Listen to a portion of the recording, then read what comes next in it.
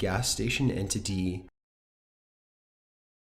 Workers at a gas station in Parma, Ohio, captured a remarkable specter on their CCTV late one autumn night in 2007. A large blue apparition appeared on the cameras and floated around the pump area for half an hour before disappearing. This is the first and so far only instance of a haunting at the gas station since its opening, and people have continued to speculate its origin. The witness of the event, Amit Abuzira, believes it to be the spirit of his deceased nephew, who passed away 3 weeks before the footage was captured from an accidental fall. Abuzira claims the entity was visible to his own eyes, saying he saw it after looking out the window. Skeptics believe the footage was altered in some way, or it was simply a glitch, but this would not explain those who witnessed the apparition with their own eyes. The story even picked up airtime on CNN, and people flocked to the station in order to see the footage firsthand, which workers have proudly shown to those seeking an explanation.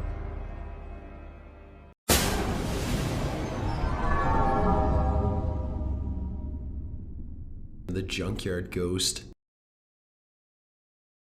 Workers at an Oklahoma service lot got a shock in 2002 when CCTV captured a strange apparition apparently dancing around the lot late at night. The apparition jumps around various points on the camera as stunned security looks on. At one point, one of the security team leaves to investigate, but by the time he arrives, the spirit is gone. The footage exploded in popularity and was featured on various local news outlets. However, skeptics studied the footage over and over, and many claim it is simply an insect flying around and the light from the yard are reflecting on the camera to create the body-like figure seen. The owners of the lot had no explanation of the footage, but all admitted they were spooked by what was seen. The footage was most famously featured on MSNBC's Caught on Camera episode titled Mysteries and Monsters in April 2013, once again sending the video viral and unleashing a fresh debate on its authenticity.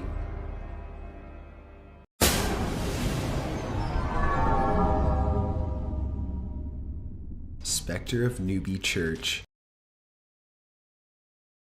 The Church of Christ the Counselor is an Anglican church founded in 1870, located in Skelton-cum-Newby, UK. The church is the location of one of the most famous photographs of a ghost. In 1963, Reverend K.F. Lord was taking photographs of the church for archival purposes. Upon developing the photos, Lord discovered one depicting the tabernacle had a ghostly entity standing at the right of the photograph. The apparition has a truly terrifying look, resembling a robed man with strange cloth mask covering its face. Those who've analyzed the photo have said the figure appears to be wearing the robes of a monk dating back to the 16th century. Furthermore, the figure appears to stand at 9 feet tall, determined by analysis of the height of the furniture in the background. The photo remains in the paranormal archives as an important piece of evidence of the existence of ghosts and the paranormal.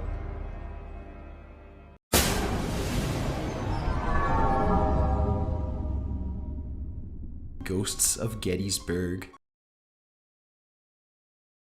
The Battle of Gettysburg was the most deadly battle in the whole American Civil War, with casualties of over 20,000 on both sides. The battle was also seen as the turning point of the war, and the deciding battle in the Confederate defeat and surrender. It should come as no surprise to people the site of Gettysburg is said to be one of the most haunted locations in the United States, as well as hosting some of the most active spirits. Several videos have appeared online of apparitions walking along the hills, and people tell stories of witnessing men in Civil War uniforms standing at attention several yards away before vanishing, and hearing the sounds of cannons and muskets going off in the distance. When there are no reenactments going on or other explanations available, Gettysburg is a National Historic Site and brings in thousands of tourists every year, which explains why the area is so famous for the number of ghost sightings every year. Sadly, these soldiers who died at Gettysburg cannot seem to find peace in the afterlife, and they all waited attention for the order to charge or to fire.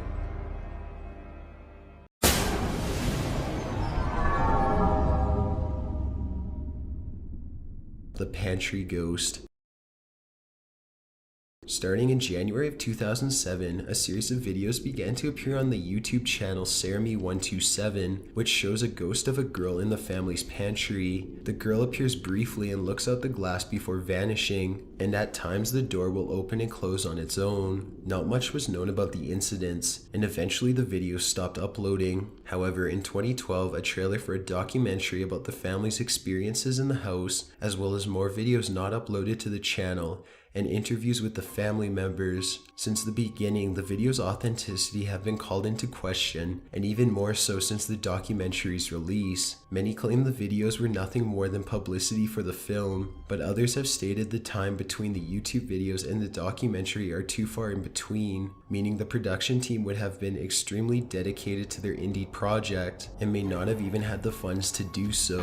The idea of advanced video software being used has also been debated, but the videos are truly convincing in being actual evidence of ghosts and a possible afterlife.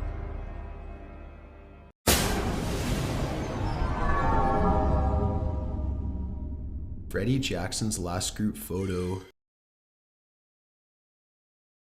Freddie Jackson was a mechanic in the Royal Air Force during the First World War. Jackson was killed in 1919 after accidentally being struck by a moving airplane propeller while working at the HMS Daldis training facility. 2 days later, members of Sir Victor Goddard's squadron, who had served at the HMS Daldis, gathered for a group photo. Upon close inspection of the photo, experts noticed a figure partially obscured behind one of the airmen, and when the group saw the photo, they identified the figure as Jackson. While most would brush this off as a mistake or hoax, it is interesting to note Jackson's funeral was held the same day the photo was taken. The photo did not see publication until 1975, and the story behind its eerie yet charming backstory became well known. It appears Jackson's final wish was to be included in the photo with his fellow airmen. Since then, there has been no reports of Jackson haunting. Therefore, it may be safe to assume he was able to move on after the flashbulb went off.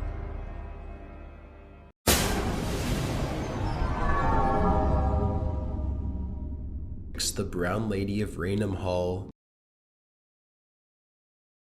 Within this Norfolk, UK country house lives a lonely spirit who wanders the halls. Raynham Hall was once owned by members of the Townshend family for 4 centuries. In September 1936, photographer Hubert C. Provant and Indir Shira were taking photos for Country Life magazine. While setting up photographs of the main staircase, Shira saw an apparition slowly descending the stairs towards them and urged Provant to take a photo. He did, and to their luck and amazement, managed to capture a near perfect form of a hooded figure in the center of the frame. Experts and enthusiasts believe the ghost's identity to be that of Lady Dorothy Walpole. Walpole died on March 29, 1705, of what is believed to be smallpox, and is said to be one of the most active resident spirits on the grounds, and is known as the Brown Lady because witnesses describe her as wearing brown robes. It would be no exaggeration to suggest the Brown Lady of Raynham Hall to be the most iconic photograph in the paranormal archives,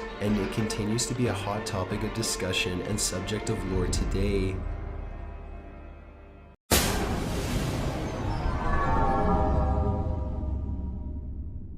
Lord Combermere's ghost.